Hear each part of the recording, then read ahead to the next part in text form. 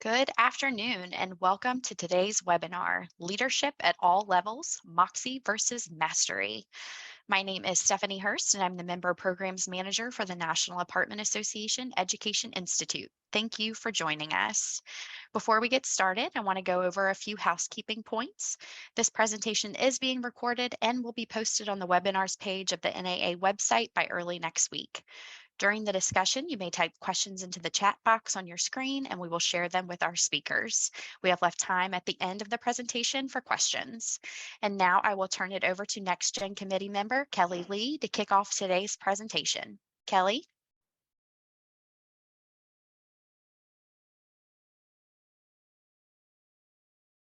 Great, I'm here. Hi, thanks for having me today. I'm very excited to introduce our speakers. Very excited for this webinar today, and I know you guys are going to get a lot from it.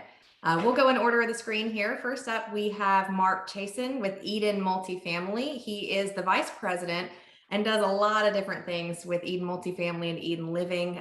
He is in acquisitions, capital markets, dispositions, asset management, and has been involved in over $1 billion in traditional multifamily and BTR purchases throughout the Southeast. He earned his BA from Ithaca College, where he was a star on the basketball team, team captain, and he is a native of Miami. So welcome, Mark. Glad to have you here. Next up, we have Marcy Williams with RK Residential. RKW Residential, excuse me. She is the CEO overseeing all aspects of property management. She brings more than 25 years of experience with such a diverse background. She's worked with companies like Greystar, Camden Property, and so many more. She has been active in her local and state association, where she served as president locally for the Greater Charlotte Apartment Association, and she was inducted into the Hall of Fame for the state association. And she represents women in business very, very well. Charlotte, she is a powerhouse, also involved in IREM and ULI. And lastly, we have Ed Wolf with LeaseLock. He also brings more than 25 years of experience, currently serving as the Chief Revenue Officer for LeaseLock. Previously, he was the Chief Operating Officer at Cortland. He was the Chief Administrative Officer at Pinnacle. And he's also very involved in our industry, serving on the NAA National Supplier Council as well. So we are so excited to have everyone, and I'll kick it off to you guys. Thanks, Kelly. I appreciate that. It is wonderful to be here, and I'm really appreciative of Mark and Ed for your time today. Thank you so much. I admire the work that you do and the companies that you work for, and have known you all for quite some time. So thank you again for being here. Today, our topic is leadership. Moxy versus Mastery. Now, I do not want to identify who's Moxy and who's Mastery, because I think both of you bring a lot of that to the table. Just to go over the objectives for our group today, we are going to talk about leadership styles from each of the leaders, new styles, old styles, and really how do you create a balanced approach for your team. I want to talk about what it's like being a leader in 2022 and maybe some specific challenges that you've overcome. And then really dig into the 5 major components of emotional intelligence, self-awareness, self-regulation, social awareness, social regulation, and motivation. So again, thank you to Ed and Mark for being here. I'm grateful for your time and information that you'll be sharing today. So I know Kelly was kind enough to give the backgrounds on each of you, but really before we dig in and start going into some of the questions, I really want to talk about how long you've been leading people, at your teams or departments, just to give our, although I know you've been in the industry and we talked about that already, really want to get a little bit dive deeper into how long you've been leading teams or departments. Ed, I'll start with you. Sure. Thank you, Marcy. It's my pleasure to be here. I've been leading high performance teams for the last 25 years. Currently, I have a little over 30 people, so I represent about a third of the business at LeaseLock. And that consists of sales and marketing and customer success. And so over that kind of last 25 years, I've had really centralized and decentralized teams. And I've also managed teams globally in the Philippines and in India. So I've enjoyed, right, that the experience. And I will tell you, as we talk today, leadership is lifelong and it's a journey. So you continue to learn about yourself and then make tweaks or enhancements along the way. So Mhm. I'm excited to share my perspective with the audience today. Fantastic. Thank you, Ed. I appreciate that. Mark, I'd love to hear from you as well, just about your tenure and your leadership, how long you've been leading teams and people. Sure. So I know Ed kind of gave it away with who's Moxy and who's Master here because he's much better looking than I am, and he's much more handsome. But nonetheless, my tenure has been a little more short-lived than Ed's when it comes to leading my teams, from a professional standpoint with my career. But with that being said, I've led smaller teams my entire life pretty much. As Kelly mentioned earlier in the webinar, that I played basketball, and in doing so, I always kind of found myself into the leadership role. Not to say that it was something that was handed to me or something I always seeked out, but it kind of always just naturally happened.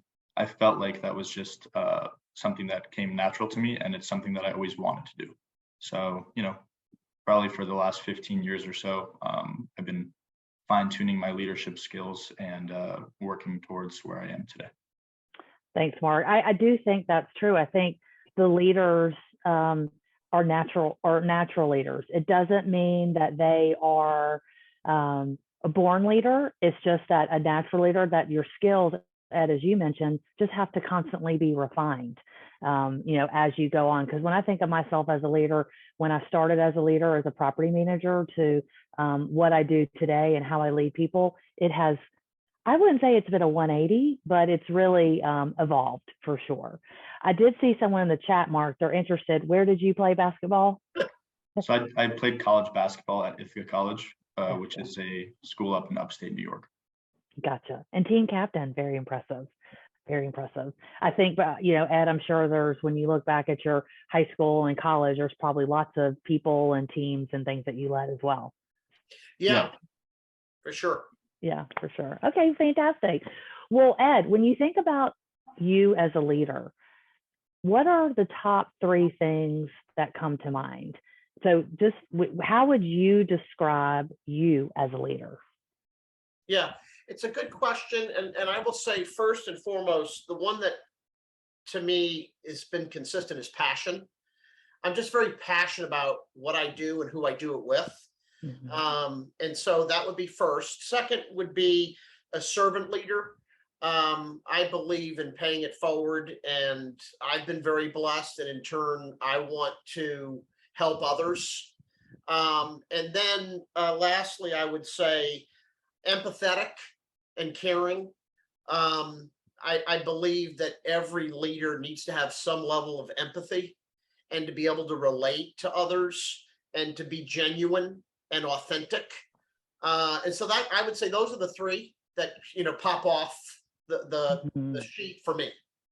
What's interesting when you talk about empathy, Ed, it's not like you went to class on how to be empathetic. It's really the core probably of who you are. And I've known you for a long time. It's just interesting when you think about you as a leader, the words that you use.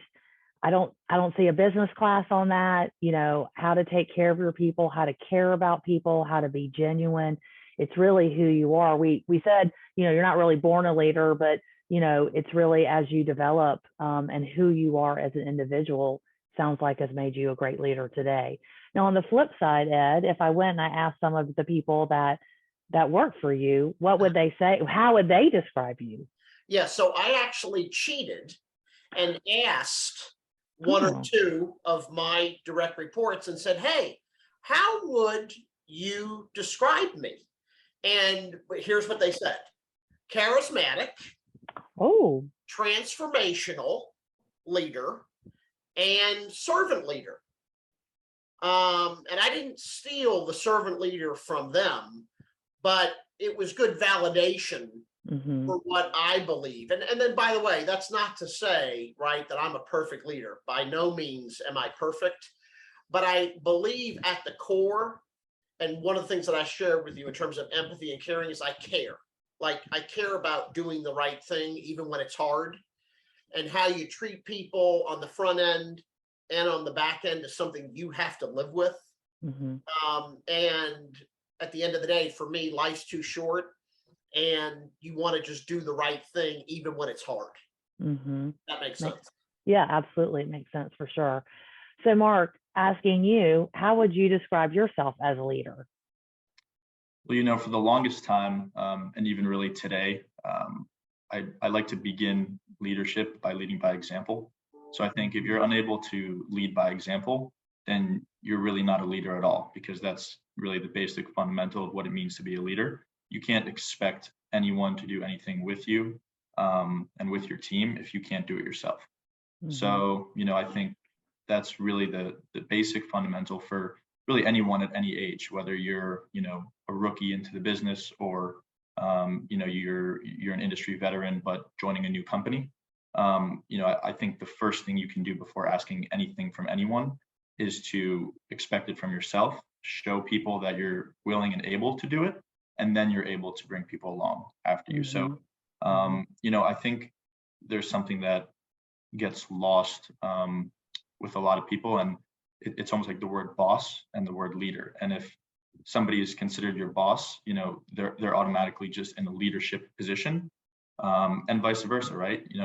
If I have people that are technically higher than me, that are decision makers, I can still be their leader by showing them and showing other people what to do, leading by example, working the hardest, whether it be getting in early, staying later, doing the extra work, just offering yourself for, really anything. It doesn't have to be work related. It could be somebody needs some help with their personal life, or really anything like that. So that would be really my kind of advice, and what I fundamentally believe is the most important thing about being a leader is to never ask anyone anything that you wouldn't be willing to do yourself.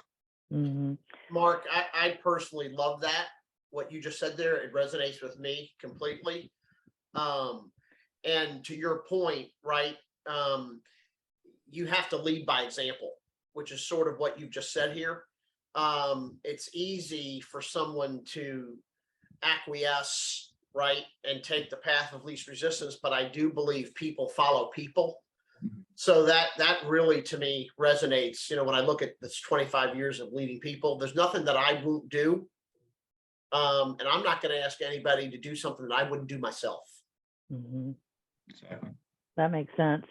So that's, I think too, leading by example, that really you think about in action, but I think also part of that, Mark, too, is things that you don't do, your behavior at work, or how you react or don't react to certain things, I think is just as important as a leader as well. So that's great.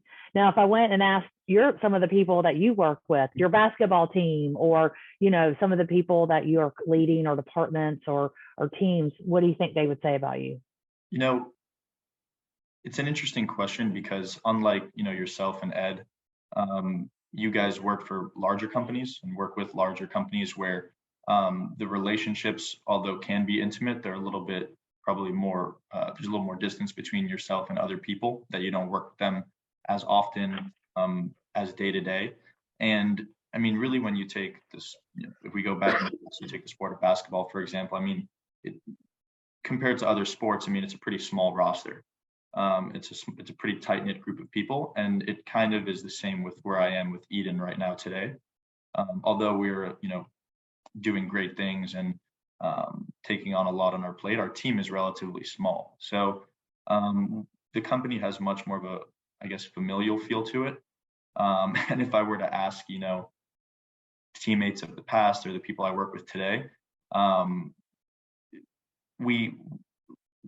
given being the fact that it's a smaller, more intimate group, I think that there's a little bit more freedom and flexibility with the way you can behave and act, and the trust that you have for one another. So It'd be a good question. I didn't I didn't take the liberty of asking the way Ed did. I probably should have, but maybe for better or for worse, who knows? No, I think, Mark, I will tell you, you're very accomplished. And even though you're saying the people you lead or deal with may be small, think about a lot of people probably listening to this who manage a property. They might work for a large company, but when I was a property manager, I managed 3 people. I had a lease consultant, part-time lease consultant, a full-time leasing consultant, and a maintenance supervisor. So that's 3 people. So I think the skills that all of us, especially you and Ed, bring to the table today is, whether it's big or small, leadership matters. And what you do, what you don't do, what the people that you are leading think of you is so important, so valuable, whether it's small company, big company. And I'm hoping that the people that are listening today I'm sure they'll be able to take away insight from both of you for sure. So thanks for that, Mark. I appreciate that. So Mark, just really to continue, when you think about what's occurred with COVID and remote work, and, think about where you were, 2 or 3 years ago, how you actually worked and how you led people and worked with other team members, versus, what you're doing today, and thinking about, how life has really changed and how we lead people. Everybody always wants a great work-life balance. They always have, and they always will. Flexible work schedule. But really, what do you think is the most critical thing when you think about your leadership on how you're managing today with today's work environment? No, I'm a big believer in the in-person environment, and it could also be a function of having the smaller team and the intimacy there. But COVID and that time period where people kind of had the option whether or not they were going to come to the office or work from home. For me personally, that's kind of where I made the probably biggest jump in my career, and has it's taken me to the next level, which really showed me how important the face-to-face and the ability to communicate really was. Because prior to COVID, we were pretty much doing the same exact thing, but when we came out of COVID and through COVID, I was in the office every day. I was one of the few people that chose to go in. And given the fact that business slowed down a little bit, I was really able to grow and ask as many questions as I wanted to, work directly on, the couple projects we had in hand with my principals.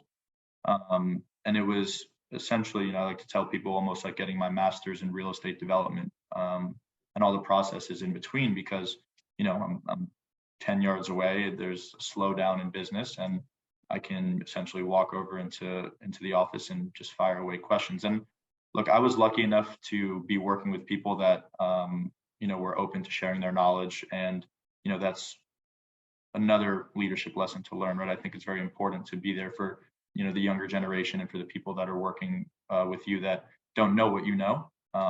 And, for me, being there and being in person was a massive contributor to where I am today in my career. And I'm a big believer in, if you have a choice, to choose to be there. Yeah, I like that. Thanks, Mark. Ed, what about you? How are you leading in this remote world today? Yeah, it's similar to what Mark just shared.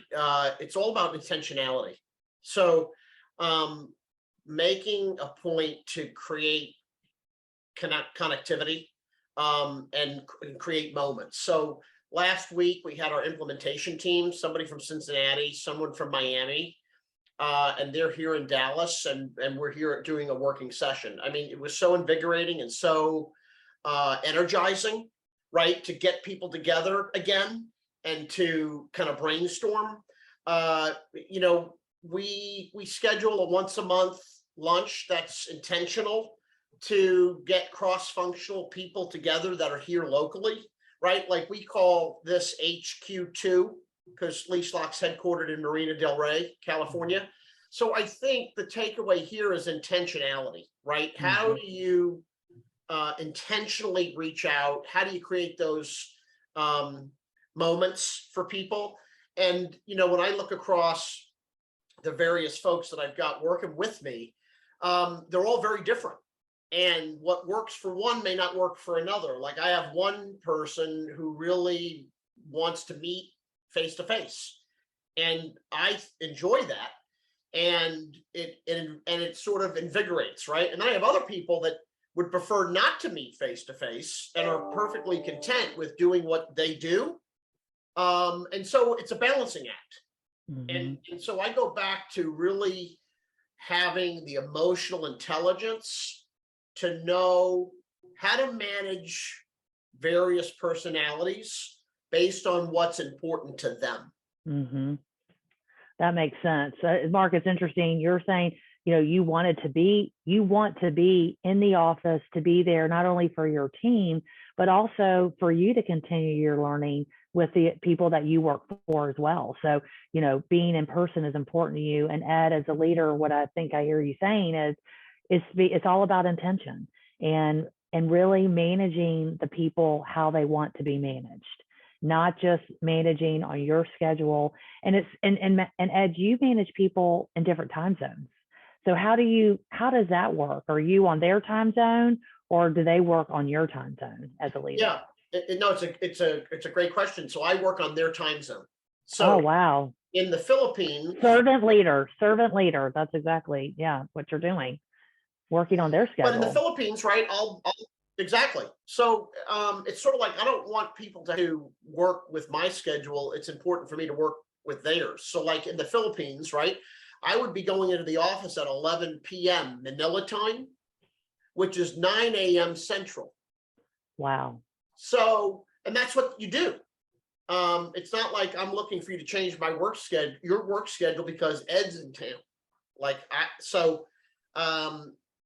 That's how you sort of make it work. And then the other piece to this too, Marcy, to your point about being respectful on time zones, let's not set a meeting with somebody that's after traditional work hours because they're in a different time zone. Let's be thoughtful and respectful that at 5:30 Eastern, right? Because 5:30 Eastern, 4:30 Central works better for me, doesn't work better for him. So again, intention. Yeah, thank you for that clarification. That's wonderful. All right. Well, we've talked about a lot of good things that we're doing for our team members, but how do you encourage your team in the face of disagreement, or adversity? And that happens a lot in any business. But Mark, I'll just start with you. How do you encourage your team when there's a disagreement or adversity? I try to figure out ways to kind of seek it out early before it gets to the point where it becomes a disagreement and whatnot. So I'm typically pretty good at seeing if something is a little bit, in muddy waters, I guess we could say. I think it's important just to communicate, right? And it's always easier to nip it in the bud before it actually happens, which is why I kind of say it's important to look out for it and not just recognize it when it already happens. So you always need to kind of be cognizant of it. When I do see, a situation, I'll try to find an opportunity to get with that person in an environment where they don't feel uncomfortable speaking. So, maybe it's let's grab lunch today, or let's, if I can pull them away to the conference room and there's no one else in the office, something where I know that they're going to feel comfortable speaking. And if they don't want to talk about it, then that's fine. And usually more often than not, it ends up coming back around and they'll seek your insight or advice anyways. But the two most important things is give them an opportunity to speak if they feel like they would like to. And if they don't want to, then don't push them for the information. But nonetheless, they'll appreciate, you reaching out or you worrying about them and wanting to help, even if you end up not being able to work and talk them through it. At least it shows that you care and you're paying attention. And more often than not, if you kind of give the distance, it'll end up working itself out, and they'll come back to you anyways. So yeah, what's interesting, Mark, is the answer for you wasn't what you're right and you're going to teach them how to be right. It was really, listening to them and putting them in an environment where they feel comfortable to speak, so you can either discuss that disagreement or discuss what's happening and giving them the opportunity. Now, the situation might be, right or wrong for them, but you've given them the opportunity to say what they need to say. That's leadership, not just saying I'm right because I'm the leader. It's how can I assist or, get you to, I guess, a common ground by giving them the opportunity, Exactly. to speak. So thanks for And that. well, one other point. I mean, if somebody has a feeling one way or the other, even if 9 out of 10 people disagree with that feeling, or it's for a fact, or the facts are the facts, and that feeling is inaccurate to that person, it's a feeling that they're having, and you have to understand that at the end of the day, you can't control away another person's feeling regardless of the actual situation at hand. So you need to be cognizant and understand that you're not here to fix that person's feeling, but rather hear them out and understand it and come to a resolution that works for that person. So. Great. Thank you for that, Mark. I appreciate that. What about you, Ed? How do you encourage your team, in the face of disagreement or adversity? Yeah, so there's a great book entitled Radical Candor. And I will tell you, and people that have worked with me before know this, I think, I'm a conflict avoider in my personal life and in my work life. The truth is, I've yet to meet many that aren't conflict avoiders. Most people don't want to confront because they don't want to disturb the relationship.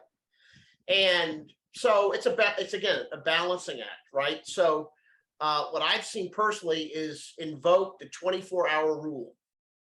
In the spirit of adversity or conflict, right? Invoke the 24-hour rule. Let's not engage with the individual either in text or in email or in a phone call. Let's wait on both sides 24 hours for the situation to not resolve itself, because I don't believe that things resolve themselves, but it does take two to tango.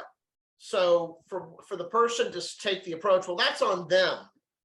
It's on both of you to come to a reasonable understanding. And I've just found more and more times that in not invoking the 24-hour rule, things are said, feelings get hurt, and then it's hard to really recover from that. And I go by this, and hopefully this is helpful for the audience. There's four, I don't know if you've heard, Marcy, of the 4 agreements, right? But I always think it's good when you go through a situation that, is either a disagreement. It could be, I'm okay, but you're not okay. You're okay, but I'm not okay. We're both not okay, or we're both okay. So I think going through that process of the 4 agreements helps you really think through, how do you get to both being okay and establishing a common ground that enables you to work effectively with one another, if that makes sense. It makes perfect sense. And I think we're going to talk about emotional intelligence shortly, but I think that really sums up a lot about emotional intelligence, and not saying I'm okay and it's okay if you're not okay. That's not what we're saying here. It's that we're trying to get to a common ground and really having the emotional intelligence to be able to work through that. I love the 24-hour rule. That's great. Mark, I guarantee you, like in basketball, I remember when my son played basketball, the coach said we could never talk to the coach if you weren't happy for 24 hours. That was, when my son played, and if he didn't get playing time or whatever, the parents could not talk for 24 hours. That is probably in a lot of people's lives. It's just a cool down period. People can gather their thoughts and really have an intelligent conversation to move everything forward. That's great. Thank you, Ed, for that. Well, let's talk about emotional intelligence. Let's just get right into it. So for the audience, remembering that emotional intelligence is self-awareness, self-regulation, social awareness, social regulation, and motivation, and really how that relates to your team and department and working group. And if you're thinking about those 5 topics, self-awareness, regulation, social awareness, social regulation, and motivation, is there a topic that stands out in your mind that's really more important to the other? Or how do you navigate that? You touched on a little bit, Ed. How do you navigate that with your teams, or if they have a lack of emotional intelligence? Yeah, it's a good point. And I will tell you, I'm very passionate on the subject, and I develop lots of leaders and tell them that at the end of the day, having an IEQ is a differentiator, and it will really carry you forward for many, many years and make you kind of the leader that becomes extraordinary. And so I think it's, it's obviously a way of recognizing, understanding, and choosing how we think, feel, and act, right? And it's a balance, in my view, between self-awareness, right, kind of self-recognition, and again, having the priority of being empathetic, and listening, and being communicative, and being receptive to feedback.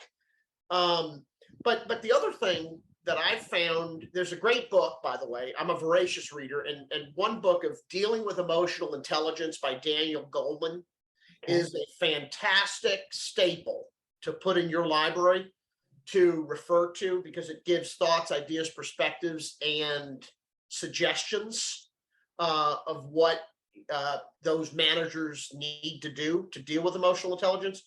But I also feel like it shapes our understanding, not only of ourselves and our interactions with others, but it defines how and what we learn. It allows how to set priorities with individuals, and then it determines the majority of our daily actions and interactions, right? So to me, emotional intelligence is a foundational element that needs to be prioritized, in my opinion, with being a master as a leader. And again, I go back to intentionality. You have to be intentional with emotional intelligence and emotional quotient. And again, you look at all the interpersonal, intrapersonal, and interpersonal components. To me, it's at the core of what separates an extraordinary leader and not. Well said. Thank you, Ed. I appreciate that.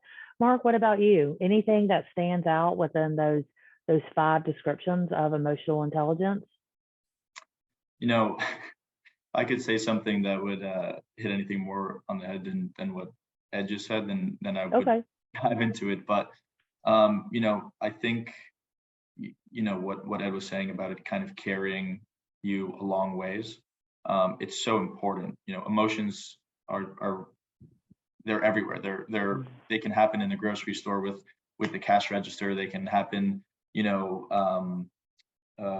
at the car rental place on a work trip where someone might be having a bad day. And I mean, it's happened to me before where I've ran into people that have been having bad days, and instead of allowing their negative energy to kind of shift over to me, instead I try to flip it around and become kind of like a magnet and allow my positive energy to shift back over to them. And to be honest, having that attitude has kind of helped me with quite a few things in life, and it's also rewarding when you can kind of put a smile on someone's face, whether it be at work or like I said, in just your day to day, and carrying that positive attitude and energy with you around, it definitely goes a long way, just kind of to add to all the beautiful points that Ed shared. Yeah, no, I appreciate that. I think being self-aware and understanding what your strengths and weaknesses are as a leader will help you be a better leader for anybody, who's on this, who's listening today. It's really being self-aware. When I was looking at this, and I think you've all said it, just understanding what your team needs, and how you can help them through any type of situation. But you also have to be self-aware and know what works for you. And again, going back to your 24-hour rule, I think about that not only for them, but I think about the team, but I think about that for me too, because I don't want to make a decision or say something that out of emotion or out of my first thought. I know that if I'm eager to speak, that's exactly when I don't speak. It's when I need to reflect and think about the situation, and then I can have a better conversation with my team or that individual. So it's almost like the opposite. I have this need to get out there and say what I need to say, but it's actually the worst time to do that. Sit back, reflect for 24 hours. Well, and Marcy, right? No, it sounds like you're self-aware, right? Right. So you know that about yourself. When I say it takes 2 to tango, it literally takes 2. If I know that you're self-aware and Mhm. that your natural inclination is to, be emotional, Mhm. then I probably need to be aware of that myself and not provoke or trigger you, right? Because I know how you will respond and react. Mhm. You know, Right. For sure. But as a leader, it's up to us as the leaders, not up to the individuals that we're leading to take care of me. Our job is to take care of them and lead them in the right direction. that's So right. I do think about that, whether that is, anything, I think there's that book, and this is not a book that is, everything I learned in kindergarten, that is not true, but I do know I still have some of the same qualities from kindergarten, that I have to be aware of. But it's up to through time, and through experience, I've learned, how to be a leader and lead to the individuals, as they need to be led, and not fall into what's important to me, but what's important to them. So thank you both for sharing that. And listen, the world is stressful today. There's a lot that's going on, in the world, without getting into anything specific: health, money, politics. How has your company addressed the mental health needs of our team members? Ed, I'll start with you.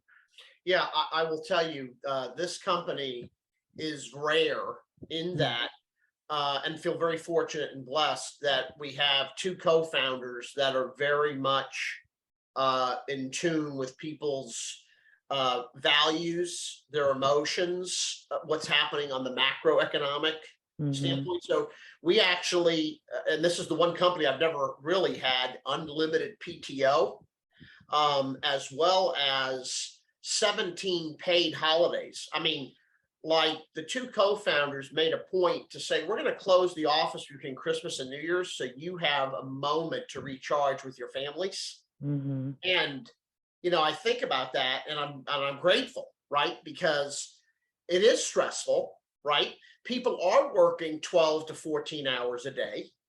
Uh, and our company has afforded people the opportunity to take time when you need it, and they encourage to do so. It's one thing to say it, it's another to actually encourage and do it.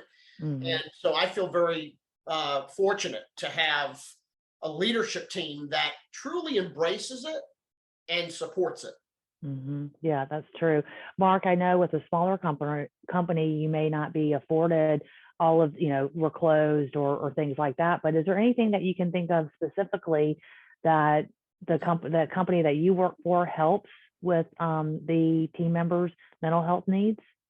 Yeah, I mean, look, it might not be a specific days, like Ed was saying, that were indefinitely closed or something like that. But if someone needs to take a morning off because they have to, care to their kids' needs, or Mhm. somebody has a midday dentist appointment because that was really the only time that they could get squeezed in. There's really no harm, no foul there. So I think it's important to understand that people have their own personal lives that need taken care of just like the rest of us. And Mhm. um, you know, as long as people are getting their work done and there's the productivity, that's kind of the mantra over at Eden, is that look, do whatever you have to do, make your own schedule. You want to travel and work remotely for a little bit, or come in the office or don't, or whatever it might be. Just make sure you communicate and get your work done. And with an open door policy, definitely helps as well. Yeah. And sometimes I appreciate that, with a lot of the team members, in the multifamily industry working on site, sometimes flexibility is not always, um, possible, that our team members have to be there at the property to be able to take care of the residents. But it does sound like from both aspects, there's some creative ways that companies can, whether that's more holidays, or, if there is something happening in the middle of the day, that we can honor that and make sure that the team members can have a balanced life, for sure. But Mark, how do you stay motivated? I mean, as a leader, as a hard worker, as a team member, how do you stay motivated to do your job and do it well? You know, it's a good question. I mean, me personally, I think that I really just enjoy the people that I'm working around. And Mm-hmm. when the company is succeeding and I'm succeeding, and really everyone is succeeding together, it's just fun, right? Like, you Mm-hmm. want to be there, you want to do it. One of my favorite John Wooden quotes, who was you know, the late great John Wooden, he was a head coach at UCLA, probably, if not one of the best basketball coach of all time. The quote goes, "Success is never final, failure is never fatal. It's courage that counts."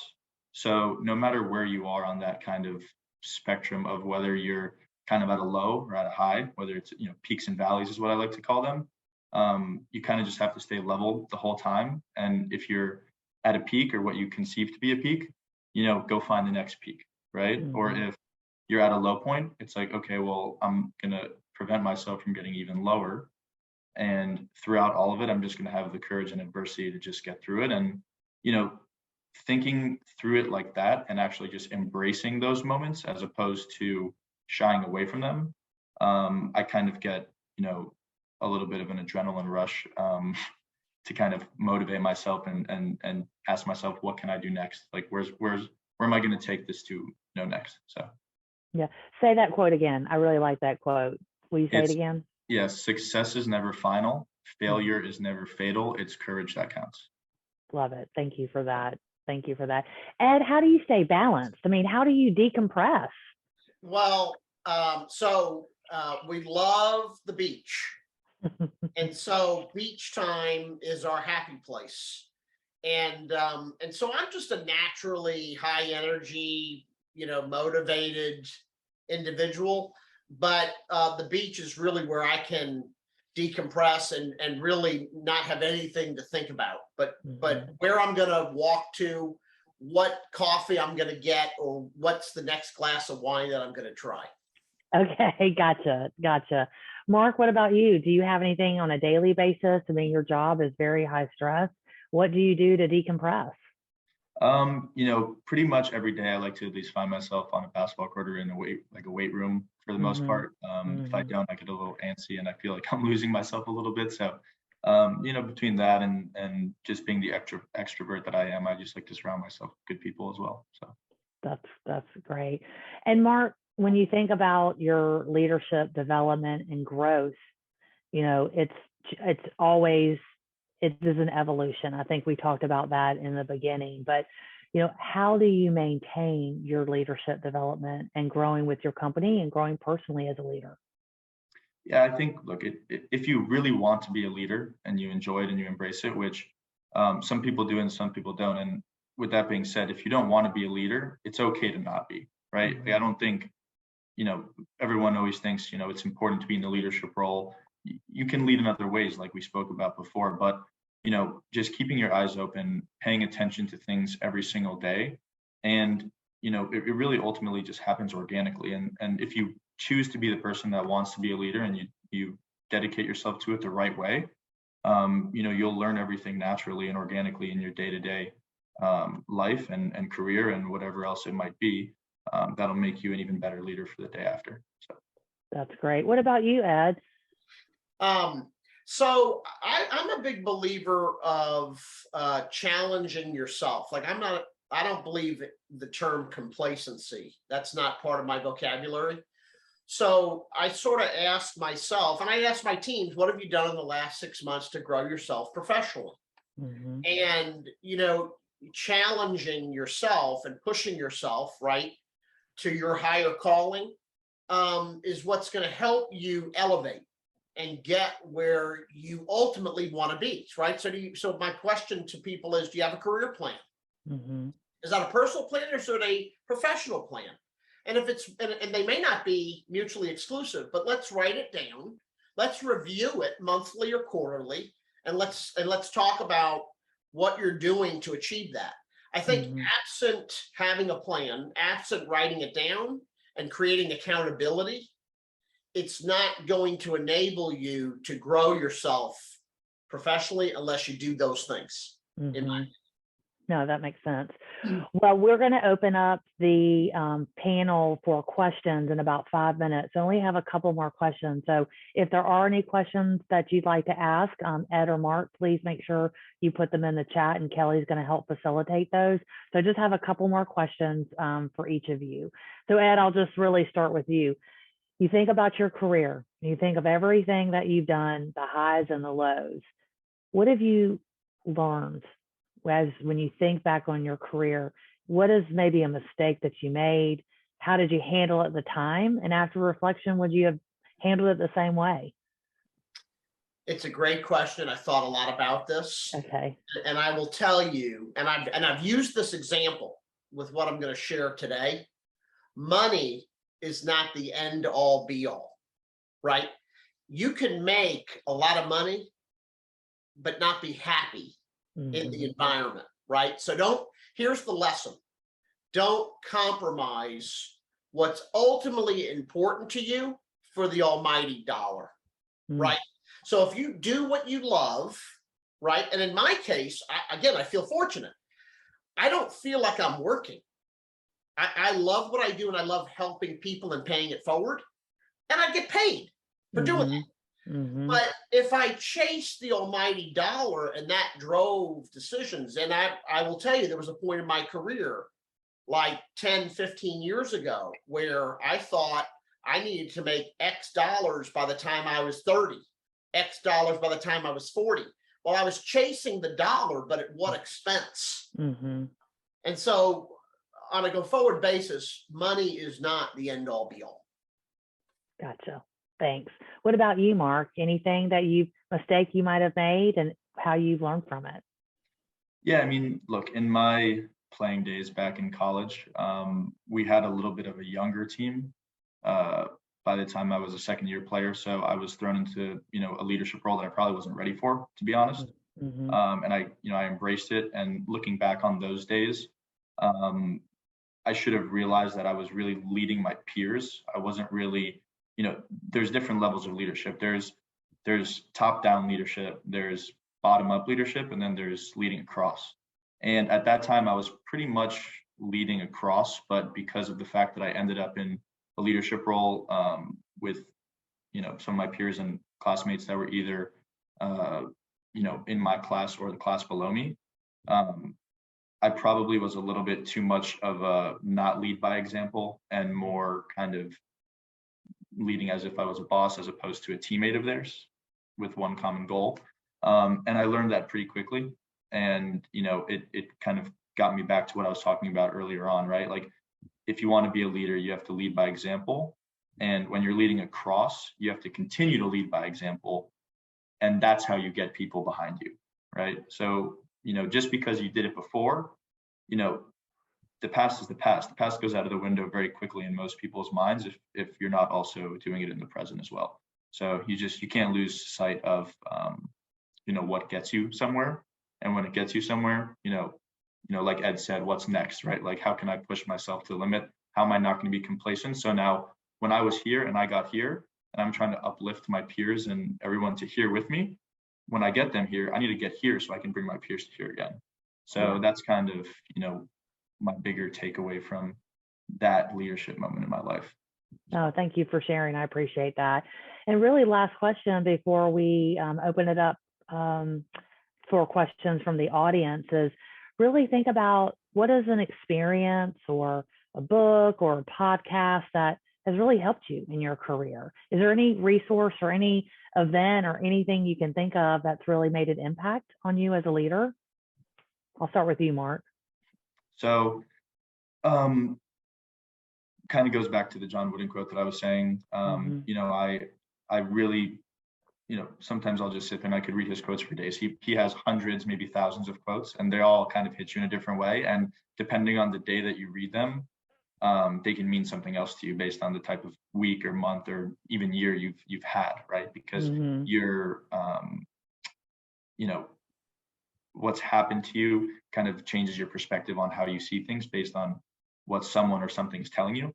And it doesn't have to be John Wooden. I mean, that's kind of just who I turn to, as well as some other people. So I would say to people, find someone, some type of philanthropist or, philosopher that you can resonate with, or at least you think you can, and visit, some paraphrases or quotes that you can seek out to try to wrap your head around. But with that being said, I mean, I'm not a huge believer in, like, contrary to Ed, I personally, I like to read, but I don't necessarily like to soak my face in books. I prefer kind of quick hitters and allowing me to, see things quickly. But what I can say is not everyone has to be a leader. I know I kind of touched on that too, is that you have to want to be a leader to end up being a leader. I wouldn't try to be a leader because you think it's the right thing to do, or it's because, your parents want you to be a leader, or because, your principal expects you to be in a leadership position. You can be a leader by doing the right things, and you can lead without having to necessarily take control of certain situations. But for those people that do want to be leaders, that do feel like they naturally have that gift, you're never going to become a leader if you don't take that initiative. So, look up, you can look up different articles, how to become a leader, ways to lead, but it always starts at the bottom, right? And it goes back to leading by example. Work the hardest, be there the earliest, stay there the latest, be motivating, positive energy at all times, seek relationships, be social, be an extrovert, and show that you care. And that's really how you can start. And once you're there, once you're in that bubble, once you have that ecosystem built and you have that routine, regimen, and whatnot, the rest will kind of fall into place. Thank you. All right, Ed, I'll let you wrap us up. What would you say is something that's helped you lead and a resource you can share with the audience? Well, that was a hard act to follow because Mark, really, what you just said, Mark, really resonated with me personally. I will say there are a handful of what I call staple references that leaders should try to acquire. And what I add is there's a few books, right, that I just want to share with the audience. One is First Break All the Rules. What are those next gen managers do differently or better? Atomic Habits, New York Times bestseller, right? It's about the concept of doing one more, right? Run one more mile, send one more email, say one more hello to an individual. The carrot principle, creating a culture of appreciation. And then the last one is Dealing with Emotional Intelligence by Daniel Goleman. I mean, these four, right? If I were to look at, and again, I like to read, and I'm not suggesting that, books are the answer, but what I find personally is they provide some pearls of wisdom to help me ask myself, am I doing this as I should? Or why haven't I done something differently, right? And so the last thing I'll say, and I'm not trying to trump you, Mark, with the quote, although I'm a big quote guy, is a quote that I use pretty frequently, and it's by Maya Angelou. And if you really think about what the words that I'm about to tell you, it has always resonated with me. And here's the quote: people may forget what you say. People may forget what you did, but people will never forget the way you made them feel.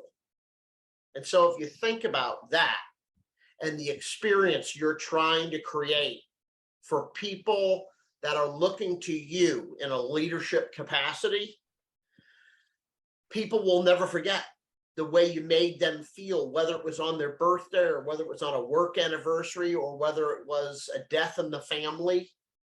That moment, that experience is something that will resonate with people, perhaps for life. Thank you, Ed. I appreciate that. Ed and Mark, your wisdom, your insight has been absolutely invaluable, and I appreciate you taking the time to share with me. I've learned from both of you, and I'm sure our audience has as well. Kelly, I'm going to turn it over to you if you'd like to help facilitate our Q&A. Yes, and feel free to add to the chat or the Q&A box at the bottom if you have any more. We've got a couple minutes. One from Naomi, and you guys touched on this a little bit, but what is the best advice to be a respected leader? And Ed, if you want to go first. Okay, thanks, Kelly, for that. I will say walk the talk, right? So just don't say it, do it. You can't earn respect. Respect is earned, not given. And I think people forget that. Just because I kind of look at it this way, my job is no different than yours, right? And put the title aside. it's sort of like I need to do a number of the things that Mark said, right? I need to get in early. I need to stay late. I need to lead by example, and then respect is earned, not given or granted. Love that. Anything to add, Mark? Yeah, I would just say one other thing. And, leaders are far from perfect, right? In many cases, they can be less perfect than the people that, they're trying to lead. So in the event that you are wrong or do make a mistake, owning it and admitting it, apologizing for it, whatever it might be, I think that really earns a lot of people's respect as well. So. Yeah, good point. Okay, from Sebastian, when production isn't occurring because an employee or agent already has a mentality that they are not replaceable after multiple coaching sessions, how would you initiate the conversation or structure the conversation to have a changed outcome? So it sounds like coaching out potentially. Mark? Oof, that's a tough one. I've never really had to deal with a situation like that, but if I did have to deal with a situation like that, I would ask myself how my relationship was with that person outside of, I guess, a work environment. And then, if able to, I would try to create more of a personable relationship. So that way I could try to understand what that person's wants and needs personally were to get them back on board with the company goals as well. Because ultimately, at the end of the day, you try to hope and feel like, people work, selflessly. But at the end of the day, people want what's best for them and their families, and the common goal of everyone as a team should be everyone's best interest individually as well. And you want to try to grow each other together, right? So I would try to figure out a way to get that person back on the train, I guess. Without obviously having to, hurt the well-being of everyone else. So. And what about you, Ed? So like Mark, I do believe in giving people second chances. But I also believe there comes a point in time where you can just do so much and then the rest is up to that individual, right? So, a little technique that I've used whenever I'm having to confront, right? Because I told you I'm a conflict avoider, is I say, I don't know how to best start this conversation. And then it immediately diffuses the person to say, okay, something not ideal is going to come out next. And at the end of the conversation, there should never be a surprise, right? So it's sort of like if it's a managing out situation, at some point, it goes back to the 4 agreements. I'm not okay. And it sounds like you're not okay. So what do we need to do collectively to move to I'm being okay and you being okay? And again, it takes 2 to tango. And I always sometimes think when people are either struggling with a performance issue or something similar, it's always easy to point the finger and say, well, it's not me, it's him. Well, that may or may not be true, but you have to take ownership of it collectively to achieve the outcome you both believe is in the best interest of both parties. Thank you both. That is it for any questions that have come through. I know I took note of the quotes and I was frantically writing the books down that you recommended, Ed. I've got a couple of them, but I was like, I don't know that one. So thank you very much. And I will turn it back over. Awesome. Thank you all so much for being with us today. Before we close, I do have a couple of NAA updates. Let me share my screen here. So NAA is partnering with Swift Bunny to launch a diversity, equity, and inclusion survey. The survey will run from September 5th through September 30th. So please be on the lookout for more information from your local apartment association on how you can participate. And join us on Thursday, this coming Thursday at 2 p.m. for a DE&I webinar. How do I DE&I? We've got a great webinar planned with some awesome speakers. So if your schedule allows, please register here to join us. And lastly, we have our final Next Gen webinar of the year, Give Back and Get Back, on September 22nd at 2 p.m. So you can join us for that. You can register here with this link. All right. Thank you all so much for spending your afternoon with us. Have a great day.